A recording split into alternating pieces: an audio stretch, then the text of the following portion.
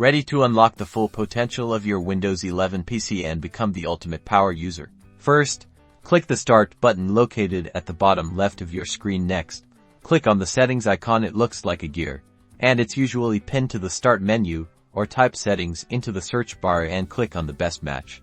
In the Settings window, you'll see various options. Click the Accounts option. This section enables changes to your account settings. In Account Settings, click on Family and Other Users. This is where you'll manage the accounts on your computer. Here, you'll see a list of the user accounts on your PC. Locate the standard user account you want to upgrade to an administrator under the user's name.